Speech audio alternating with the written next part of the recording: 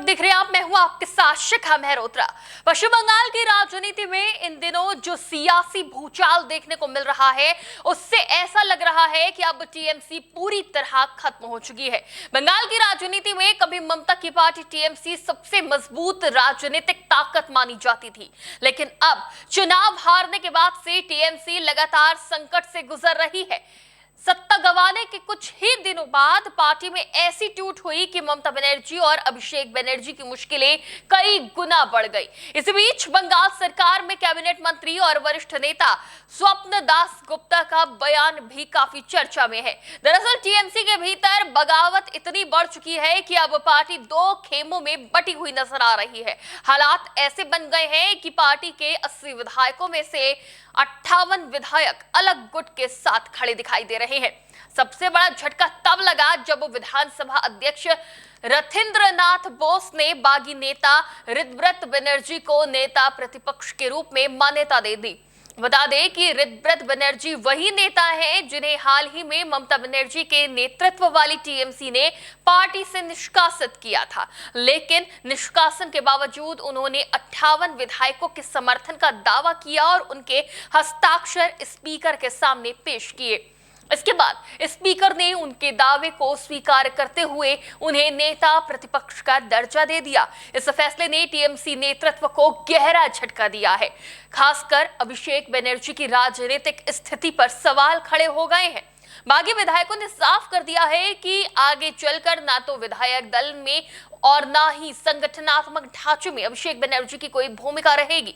यही वजह है कि अब बंगाल की राजनीति में ये चर्चा तेज हो गई है कि क्या ममता बनर्जी के हाथ से उनकी पार्टी फिसल रही है। इस पूरे राजनीतिक विवाद के बीच पश्चिम बंगाल सरकार में कैबिनेट मंत्री और वरिष्ठ नेता स्वप्न दास गुप्ता का बयान भी काफी चर्चा में है।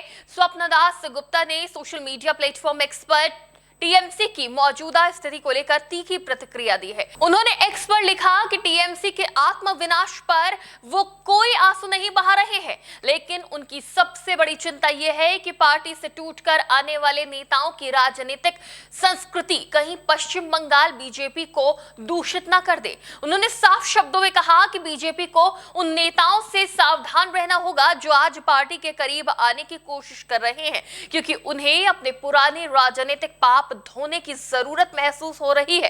स्वप्नदास गुप्ता ने आगे लिखा कि बंगाल की राजनीतिक शुद्धिकरण प्रक्रिया अधूरी नहीं छोड़ी जा सकती। उनके इस बयान को बंगाल बीजेपी के लिए एक स्पष्ट चेतावनी के तौर पर देखा जा रहा है।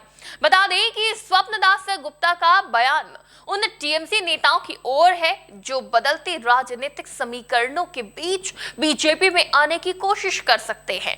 बता दें कि स्वप्नदास गुप्ता का यह बयान तब आया है जब बागी गुट के नेता ऋतव्रत बनर्जी ने खुद को असली टीएमसी का प्रतिनिधि बताया। उन्होंने यहां तक प्रस्ताव दिया है कि ममता बनर्जी को पार्टी का मुख्य सलाहकार बनाया जा सकता है। साथ ही उन्होंने कहा कि उनका गुट राज्य में रचनात्मक विपक्ष की भूमिका निभाना चाहता है।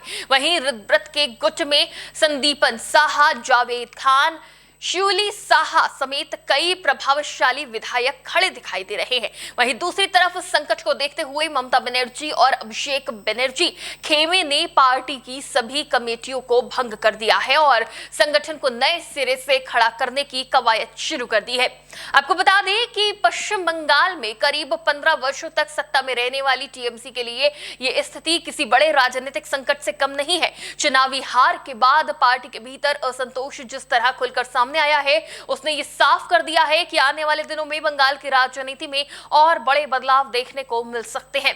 बंगाल में बदलते इस राजनीति में सबसे बड़ा सवाल वही उठ रहा है कि क्या ममता बनर्जी संकट से पार्टी को बाहर निकाल पाएंगी या फिर टीएमसी में शुरू हुई ये बगावत आगे चलकर पार्टी के अस्तित्व के लिए सबसे बड़ी चुनौती बन जाएगी। फिलहाल बंगाल की राजनीति इसी सवाल के इर्द गिर्द घूम रही है। फिलहाल के लिए इतना ही। इस वीडियो पर आपकी क्या राय है हमें कमेंट बॉक्स में जरूर बताइएगा। फिलहाल के लिए देखते रहिए TV24 नेटवर्क।